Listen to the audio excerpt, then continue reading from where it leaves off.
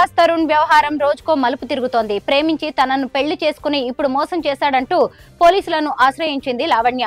Heroine Malvi Malhotra కోసం తనను దూరం పెడుతున్నాడంటూ పోలీసులకు ఫిర్యాదు చేసింది. మరోవైపు హీరోయిన్ మాల్వి సైతం లావణ్యపై కేసు పెట్టింది. ఒకరిపై మరొకరు కేసులు పెట్టుకుంటున్న తరుణంలో రాజ్ తరుణ్ తనను గుడిలో పెళ్లి చేసుకున్నాడని, అబార్షన్ కూడా చేయించాడని, అందుకు సంబంధించిన పూర్తి ఆధారాలను పోలీసులకు అందించింది లావణ్య. ఇక శుక్రవారం అర్ధరాత్రి ఆమె ఆత్మహత్య చేసుకోవాలనుకుంటున్నానని, సూసైడ్ చేసుకుంటున్నట్టుగా తనకు మెసేజ్ పెట్టిందని లావణ్య తరఫు న్యాయవాది కళ్యాణ్ దిలీప్ సుంకర అన్నారు. రాజేష్ అనే మరో లాయర్ మెసేజ్ చేయడం కారణంగానే లావణ్య ఆత్మహత్య చేసుకోవాలనుకుందని చెప్పారు. తాజాగా లావణ్య తాను ఎందుకు సూసైడ్ చేసుకోవాలనుకుందో వివరించారు. తనకు రాజ్ తరుణ్ కావాలని, రాజ్ తరుణ్ కోసమే ఈ ఫైట్ చేస్తున్నానని లావణ్య భావోద్వేగానికి లోనైంది. తనపై పోలీసులు పెట్టిన డ్రగ్స్ కేసు కూడా తప్పుడు కేసు అంటూ అసలు విషయాలను బయటపెట్టింది. రాజ్ తరుణ్ తో గొడవ పడే ఉద్దేశం తనకు లేదని స్పష్టం చేసింది. తనకు రాజ్ తరుణ్ కావాలనే ఇదంతా చేస్తున్నానని చెప్పుకొచ్చింది. రాజ్ తరుణ్ తో 11 ఏళ్లు కలిసి ఉన్న బంధం గురించి ఆమె వివరించింది. తన దగ్గర అన్ని ఆధారాలు ఉన్నాయని, రాజ్ తరుణ్ కోసం నిరాహార దీక్ష చేస్తానని లావణ్య తెలిపింది. అవసరమైతే సినిమా పెద్దలను కలుస్తానని చెప్పింది. డ్రగ్స్ కేసు సాకుగా చూపించి తనను దూరం పెట్టాడని, అందులో ఏమాత్రం వాస్తవం లేదని లావణ్య వాపోయింది.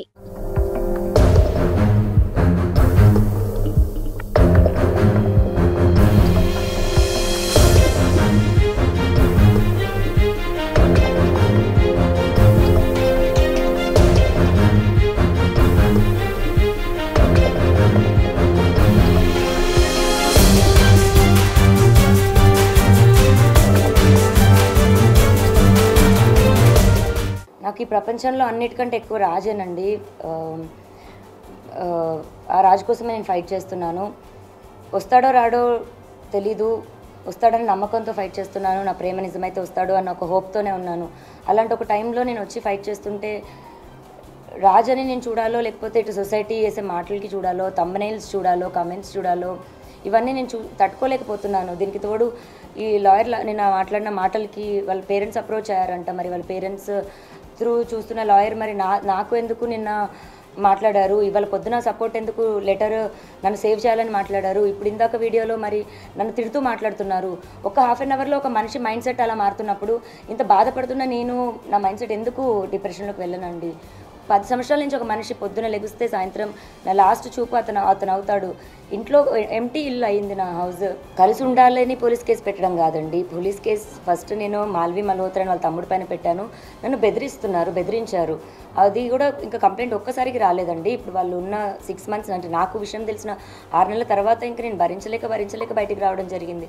ఆ స్టేజెస్ ఎలా దాటిందంటే ఇంకా లాస్ట్ మాకు తిండి కావాలని అడిగితే అతనికి ఫోన్ చేస్తే ఆవిడ ఎత్తడం కానీ, మా పరిస్థితి మేము చెప్తే ఆవిడ వెయ్యమని చెప్తే అతను డబ్బులు వేయడం, అది ఇంకా పీక్స్కి వెళ్ళిపోయింది. ఇప్పుడు మీ అందరికీ నేను ఓపెన్గా ఎక్స్ప్లెయిన్ చేయాలంటే రోజుకో విషయం బయటకు వస్తుంది. ఆ బయటకు వచ్చిన విషయం కూడా రోజుకొక ట్విస్ట్ అని మీరు వేస్తుంటారు.